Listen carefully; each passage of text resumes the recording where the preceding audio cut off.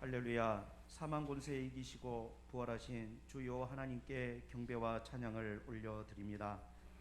부활의 아침 주님께 영광과 존귀 찬양을 올려드릴 수 있는 예배 자리에 참석하게 하신 것 감사합니다. 아멘.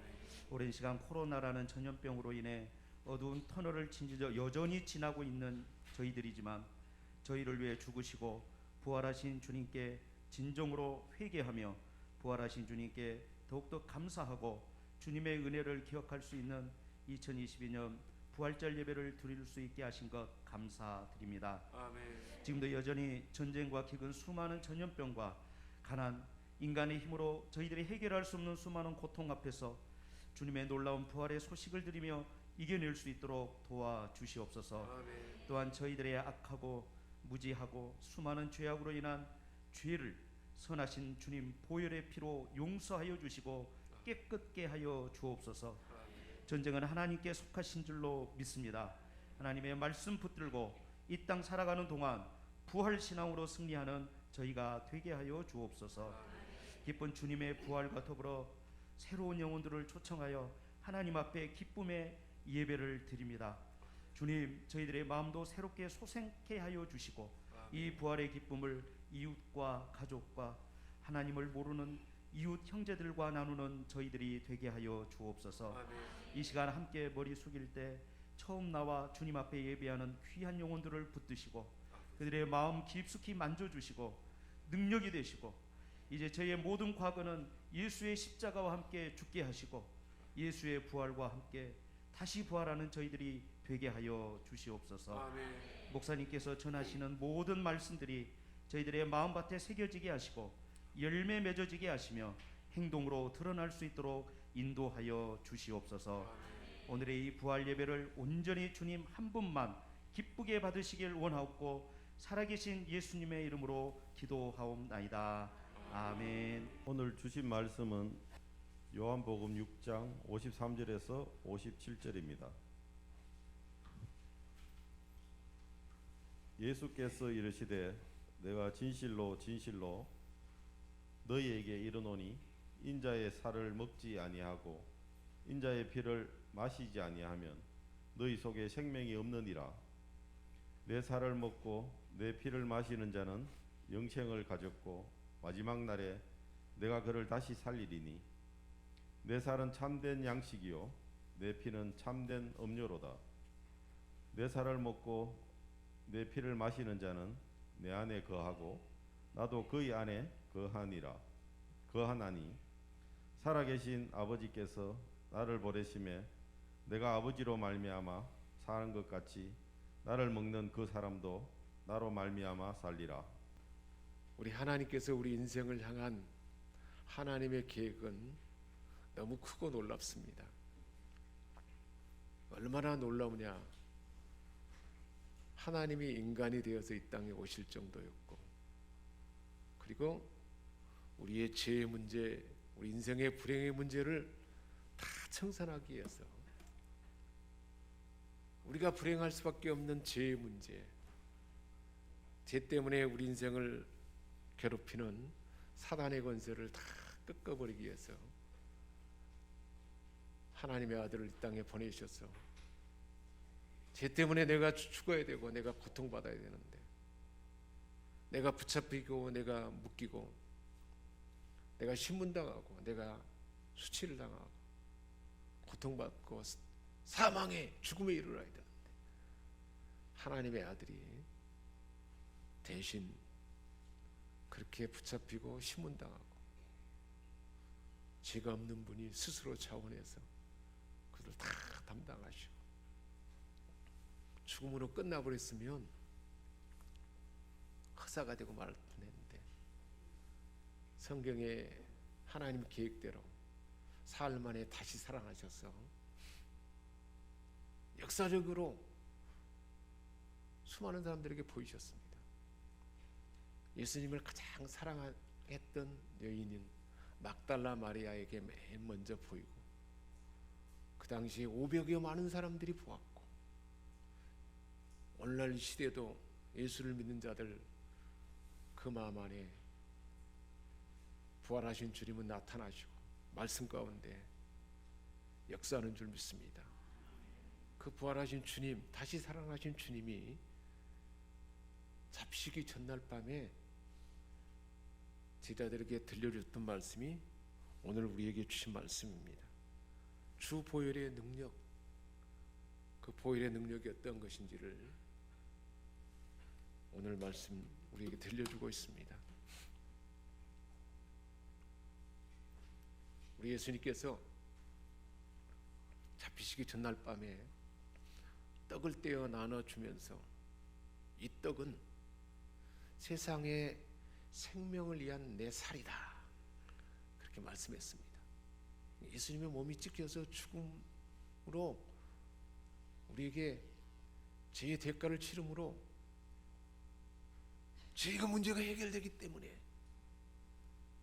생명을 얻게 된 살이 예수님이 살 그 자체가 떡이라 말씀하신 것입니다. 자기 몸을 많은 사람의 대상물로 내어줄 것을 우리 주님은 내가 이 땅에 온 목적은 섬김을 받으려 하는 것이 아니고 많은 사람을 섬기고 나의 몸을 대가로 내어주기 위해서, 생명을 살리기 위해서 왔다 말씀하신 그대로 자기 몸을 죽음에 내준 것입니다. 우리 인생 삶 가운데 가장 가치 있는 삶이 어떤 삶일까요? 누군가를 사랑하기에 자기 몸을 내어주고 희생하는 사랑의 삶보다 가치 있는 삶이 어디 있겠습니까? 그 최고의 가치 있는 삶의 본을 예수님은 자기 몸을 내어줌으로 보여주셨던 것입니다. 인류의 참사랑을 나타내 보신 것이죠. 그리고는 우리 주님이 이어서 예수님의 흘릴 피에 대해서 들려준 말씀입니다. 물을 세탁하는 데 사용하면 그 물로 깨끗이 씻어주는 역할을 경험하게 됩니다. 그런데 물은 씻는 수준이 아닌 그 물을 마시게 되면 어떻게 되는가요?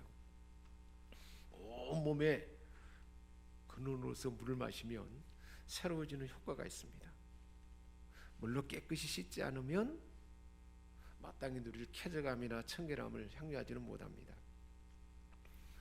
물이 부족한 아프리카 사람들 비이성적으로 사는 모습을 보면 물로 깨끗이 씻는 것이 얼마나 귀한 것인가를 볼 수가 있습니다. 그런데 물을 마시지 않으냐면 아예 생명이 지탱되지 않습니다. 물을 마셔야만 생명을 유지하고 생명을 유지하는 그 능력에 충만한 혜택을 누리지 않습니까? 이와 같은 이치로 예수님의 피, 예수님의 보혈의 피는 모든 죄를 씻는 능력이 있습니다. 청결하게 하는 능력이 있습니다. 그런데 보혈의 피를 마신다는 것은 어떤 의미를 가지고 있을까요? 더 놀라운 은혜가 있는 거죠. 물을 마실 때 더 생명의 근원이 되는 것처럼 예수님의 보혈의 피를 마신다는 것은 더 새로운 그 은혜를 우리에게 주어진다는 것을 예수님이 말씀해 준 것입니다. 자, 그렇다면 피를 마신다 하는 그 주님의 말씀 안에 어떤 축복이 담겨 있을까요? 피를 마시는 것은 깨끗이 씻음이나 거룩함보다 더 깊은 축복이 있다 그랬는데 그 피를 마시는 것은 더 큰 축복의 의미가 무엇인가? 우리를 하나님과의 관계 속에 들어가게 한다는 거예요. 그래서 53절에 성경에 말씀하고 있습니다. 인자의 살을 먹지 아니하고 인자의 피를 마시지 아니하면 너희 속에 생명이 없느니라. 인자의 살을 먹고 인자의 피를 먹는다는 것은 무엇을 의미하냐면 모든 인생이 죄에 빠져서 죄 가운데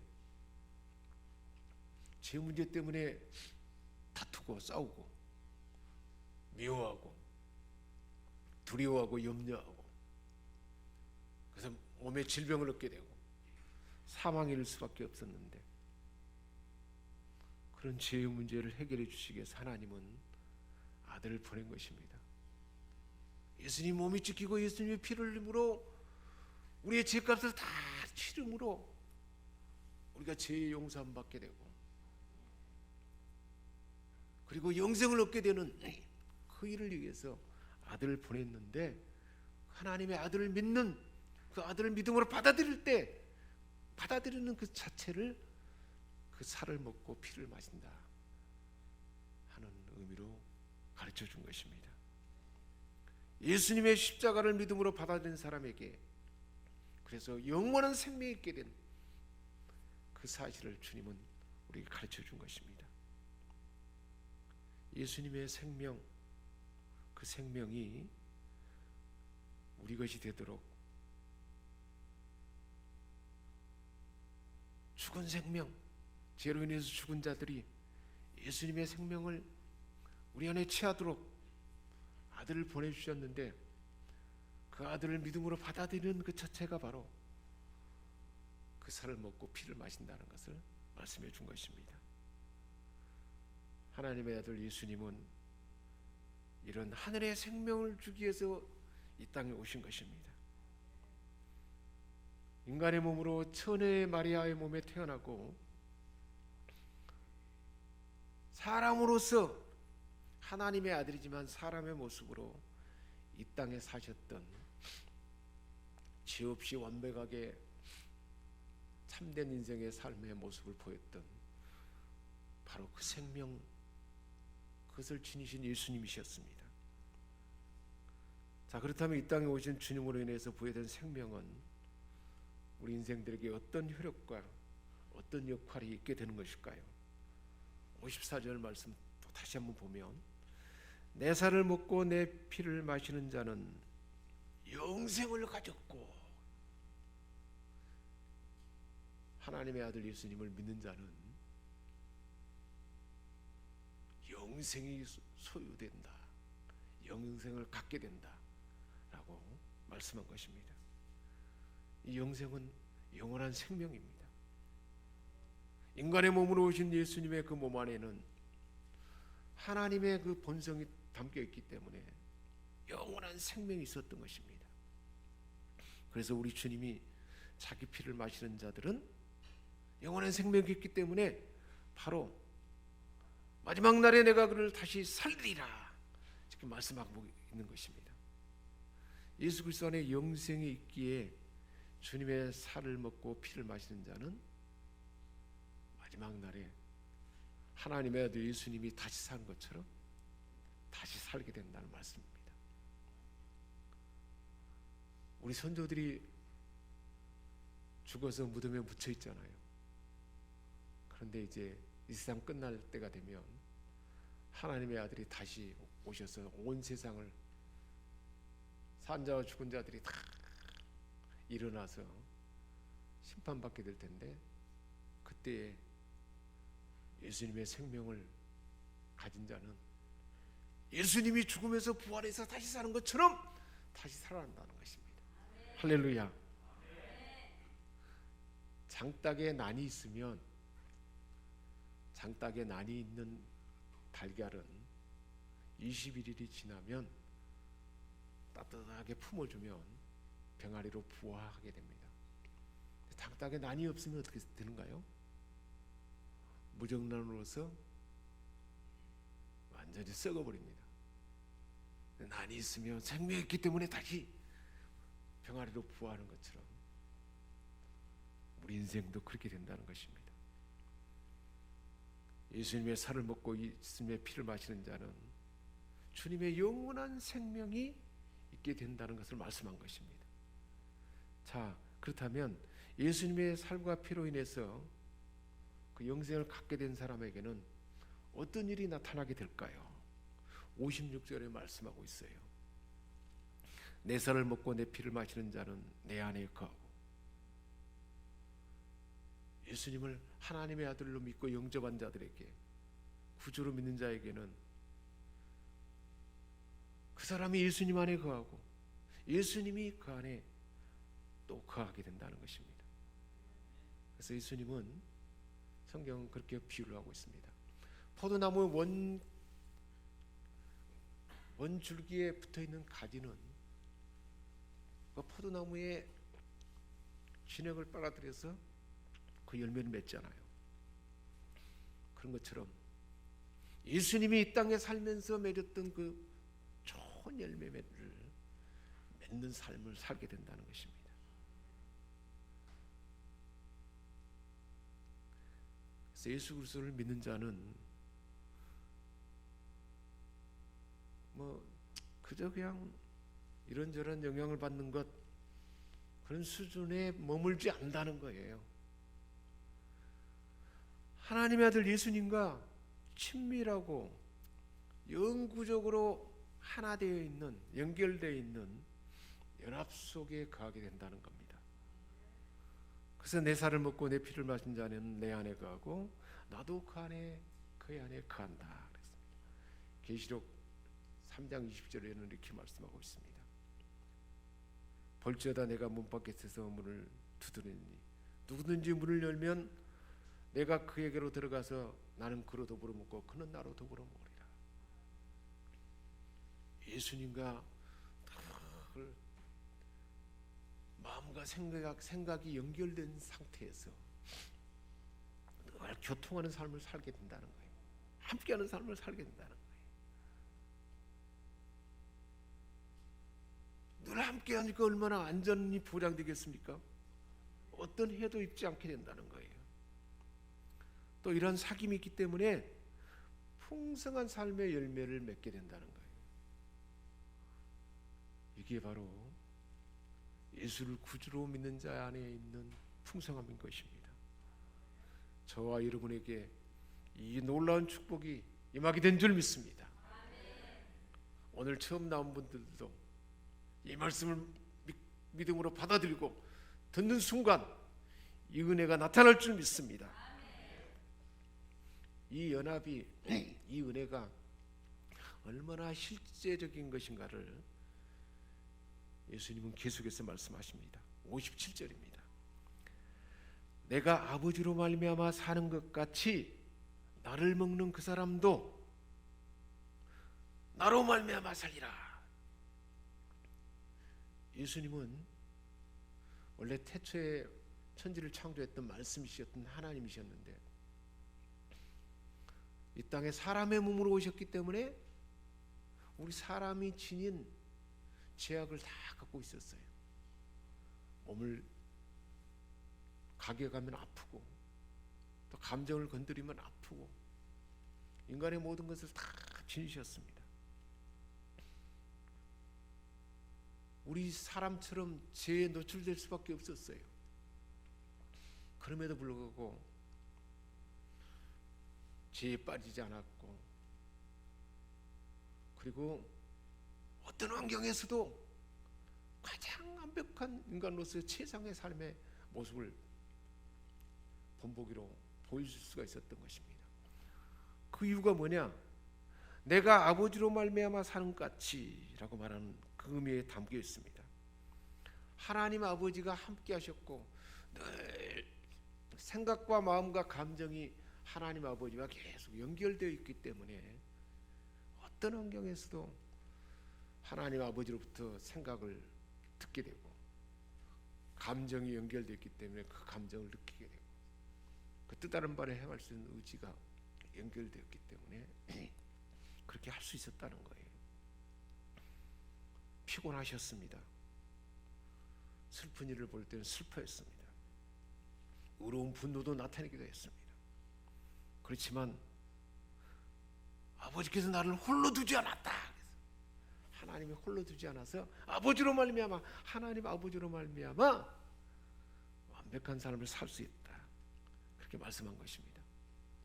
내가 아버지로 말미암아 그렇게 살아갔던 것처럼 나를 믿는 자도 나의 살과 나의 피를 먹고 마시는 자도 나로 말미암아 내가 그렇게 산 것처럼 그 삶을 살게 될 것이다. 그렇게 말씀한 것입니다. 이게 예수를 구주로 믿는 자에게 경험되는 놀라운 일인 것입니다. 마음 상한 자를 고치고 병든 자를 예수님은 다 고쳤습니다. 귀신 들린 자를 다 귀신을 쫓아내고 자유케 해줄 수가 있었습니다. 그리고 우울하고 슬픈 자들, 누구든지 예수님만 만나면 그 삶이 새로워질 수가 있었습니다. 바람과 풍랑을 잔잔하게 할 수 있었고, 중풍병자도 살리고 죽은 자도 살리고, 이 모든 일을 다 아버지께서 함께 하셔서 가능했는데, 이제는 예수를 구주로 믿는 주와 여러분 안에도 그 은혜가 임하였고 그렇게 살 수 있는 힘과 역량이 부어졌다는 것입니다. 주의 살과 피를 먹는 그 사람도 내가 아버지로 말미암아 사는 것처럼 그도 또한 그 사람도 나로 말미암아 살리라. 주님이 그 안에 살아계셔서 그 예수님이 하나님이 그 생각을 넣어주고 감정을 품게 하고 뜻다른 바를 행하게 했던 것처럼 예수를 구주로 믿는 저와 여러분 안에도 예수님이 바른 생각을 갖게 하고 또 올바른 감정을 품게 하고 그리고 그것을 의지로 실천할 수 있도록 그렇게 한다는 것입니다. 어떻게 그게 가능한가요? 부활하셔서 승천하시면서 아버지 약속하신 성령을 내가 보내줄 텐데 성령으로 너희 안에 내가 너희 속에 있을 것이다 말씀하신 그대로 성령으로 우리 안에 오셔서 그렇게 역사하는 줄 믿습니다. 우리의 모든 삶에 함께하는 것입니다. 그 마음을 우리가 늘 품고 그렇게 예배하고 그렇게 하나님 뜻대로 살고자 마음을 쏟고 그럴 때마다 그 역사가 나타날 줄 믿습니다. 자, 그렇다면 이런 놀라운 축복이 어떻게 우리 속에 실제적으로 역사할 수가 있을까요? 어떻게 실제적으로 작동할 수가 있는 것일까요? 주의 피를 마심으로 가능한 것입니다. 자, 피를 마신다는 것은 무엇을 의미할까요? 마신다는 것은 피의 능력에 관해서 주신 하나님의 약속의 말씀을 우리가 믿음으로 온 마음으로 깊이 받아들이며 누리는 것을 말합니다.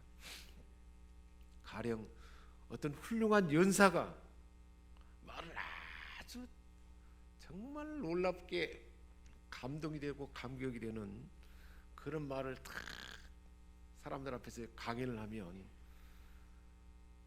그 말이 막 공감이 되면 그걸 진정으로 확 받아들이잖아요. 그럴 때 사람들은 이런 표현을 합니다. 그 사람의 말을 마신다라는 표현을 하고 있어요. 그 말이 그냥 다 내 안에 막 흡수해 들어오는 거예요. 그걸 마신다. 그렇게 표현하는 것처럼 예수님이 피를 마신다는 것은 그런 의미예요. 우리 죄를 위해서 찢기고 몸이 상해서 우리의 모든 구원을 다 이루고 영생을 주시고 그리고 이제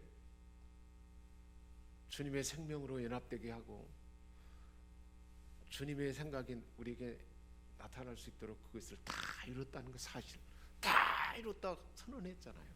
그 사실을 그대로 흡수하는 거예요. 받아들이는 거예요. 그게 마신다는 의미인 것입니다. 연사의 말에 그들을 내가 다 받아들이는 것처럼 그들을 받아들이는 것을 마신다는 의미로 받아들일 수 있는 것입니다. 진심의 믿음으로 그 약속의 말씀을 믿음으로 받아들이는 것입니다. 속마음으로 그 예수님의 찢기신 살과 피가 나를 이렇게 구원했고 나를 자유케 했고 나로 이제는 내 욕망과 내 그 가치관대로 사는 삶이 아닌 이제 내 안에 영으로 임재하신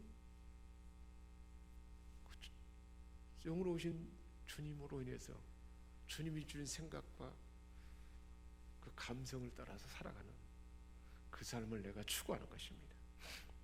흠뻑 절여서 그렇게 살아가는 것을 말합니다.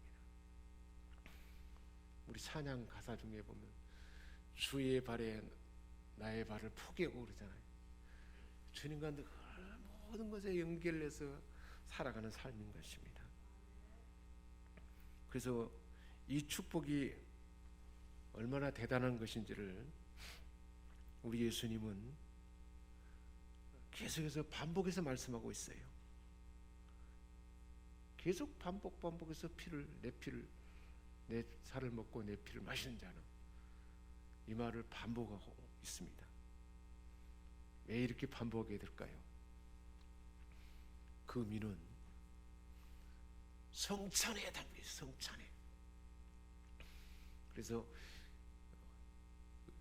스위스의 그 종교개혁자 쯔빙글리라는 사람은 우리가 먹고 마시는 성찬의 떡과 포도주, 이제 우리가 예배 마칠 쯤에 성찬식을 행할 텐데, 성찬에서 먹는 떡은 예수님의 몸을 상징하고 포도주는 예수님의 피를 상징하는데, 성찬의 떡과 포도주에 대해서 우리가 먹고 마시는 떡과 포도주는 우리 몸에 영향을 주고, 실제로 떡과 포도주가 우리 몸에 영향을 주고 힘을 주잖아요. 우리가 일상에서 떡과 포도주를 먹고 마시면 우리 몸에 영향을 주고 새 힘을 주는 것처럼, 믿음으로 취한 예수님이 말씀하신 그대로의 주님의 살과 피는, 성찬의 떡과 포도주는 우리 영혼에 영향을 주고 우리 영혼을 새롭게 한다는 거예요. 종교개혁자 칼빈은 어떻게 말했냐면, 하나님의 성령으로 말미암아 하늘에 계신 예수 그리스도의 살과 피로부터, 하늘에 계신 예수 그리스도의 살과 피로부터 영향을 받는다는 거예요. 성찬에 그런 의미가 담겨 있다는 것입니다. 심지어는 우리 몸조차도 예수님의 몸의 능력이 부어진다는 거예요. 그래서 영생의 능력에 참여하는 존재가 되게 한다는 것입니다. 이것은 너무 높은 신비여서 칼빈도 그렇게 말했어요. 나의 영으로는 도저히 가늠할 수가 없고 말로 표현할 수 없다는 거예요. 성찬의 떡과 포도주 안에 담겨있는 영의 양식이 우리를 위하여 몸이 찢기고 피를 흘리신 주님의 살과 피가 경험되게 하게 한다는 것입니다. 하이델베르크 요리문답에는 이렇게 말합니다. 그러면 그리스도의 십자가에 달리신 살을 먹고 그가 흘린 피를 마신다는 것은 무엇입니까? 그것은 그리스도의 모든 고난과 죽으심으로 우리를 위하여 대가를 치른 그 죽으심으로 이루신 신비를 믿는 마음으로 받아들이고 포옹하는 것이다. 우리 성전의 떡과 포도주를 마실 때 주님이 다 이루신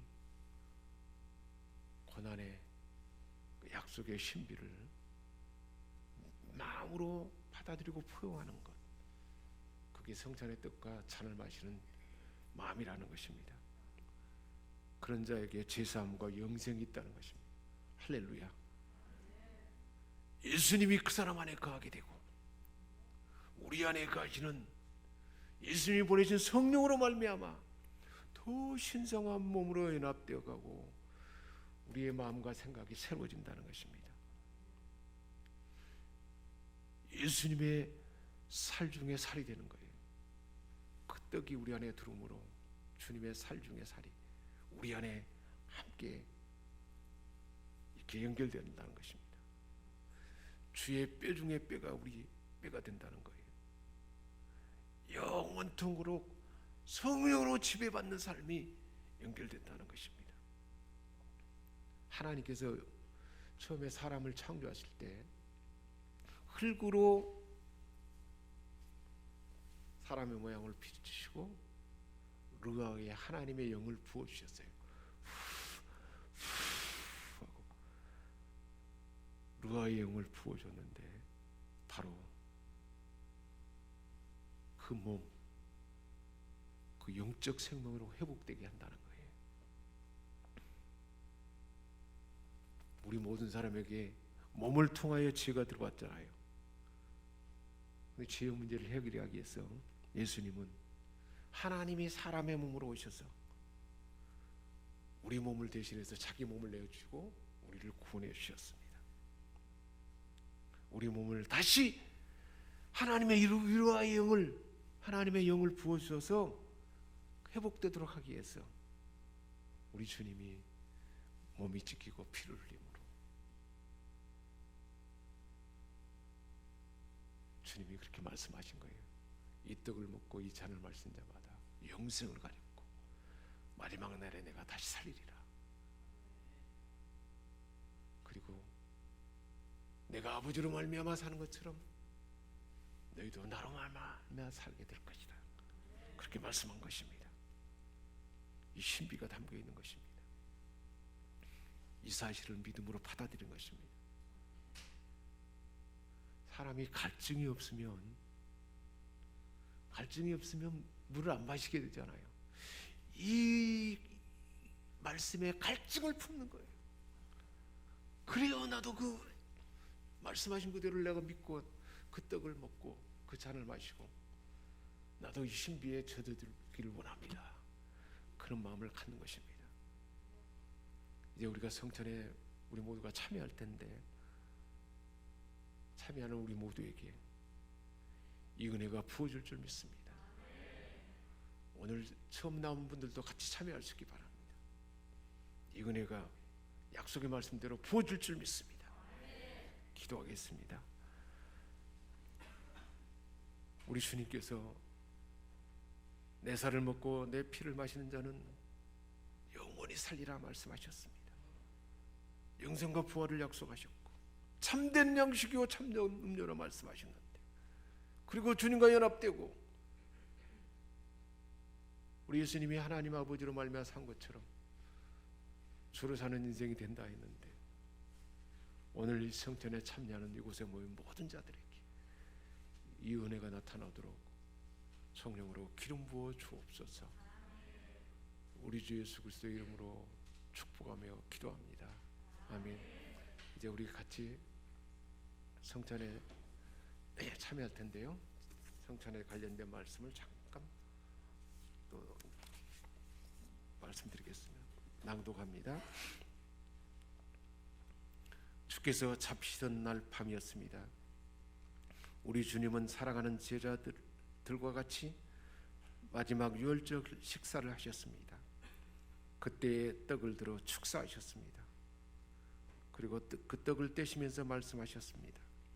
이것은 너희를 위하여 상하고 찢긴 내 몸이다. 받으라 먹으라 말씀하셨습니다. 이제 주님의 명령대로 주의 떡을 함께 받기를 원합니다. 우리 주님은 식후에 잔을 들어 축사하셨습니다. 그리고 그 잔을 사랑하는 제자들에게 주시면서 말씀하십니다. 이것은 너희를 위하여 흘리는 내 피다. 너희와 내 사이에 맺어진 새 언약의 피다. 받으라 마시라 명령하셨습니다. 이제 주님의 말씀대로 이 잔을 받겠습니다.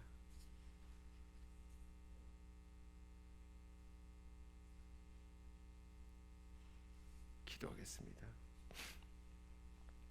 우리를 위하여 살을 지키시고 피를 다 흘리신 주님,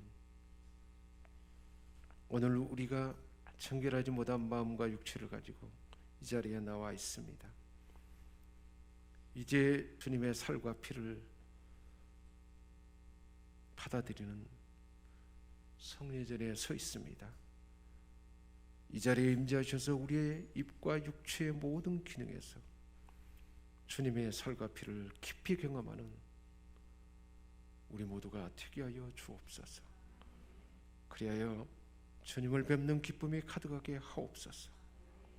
온전히 성령님의 특별하신 임재 안에서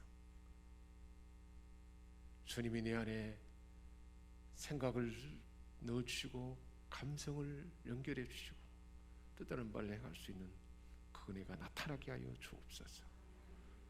우리를 위하여 살을 지키시고 피를 흘리신 우리 주 예수 그리스도의 이름으로 기도하옵나이다. 아멘. 사랑의 하나님, 자비하시는 정으로 우리들을 이 성찬에 참여하게 하시고 제사함과 구원의 은혜를 새롭게 하여 주심을 감사드립니다. 우리가 주님의 동일한 지체임을 확인합니다. 서로 사랑하고 하나가 되는 저희들 되게 하심을 감사드립니다. 주님의 살과 피가 우리의 육체를 지배하게 하옵소서. 우리의 생각이 새로워지게 하시고 감성이 새로워지게 하시고 성실한 의지를 새롭게 하여 주옵소서. 복음에 합당한 자가 되게 하시고 화평을 심는 자가 되게 하시고 항상 예수 그리스도의 죽으심과 다시 사심을 증거하는 복음의 증인들 되게 하여 주옵소서. 영원한 생명과 하나님의 풍성한 삶이 경험되는 우리 모두가 되게 하여 주옵소서. 우리 주 예수 그리스도의 이름으로 기도하옵나이다. 아멘.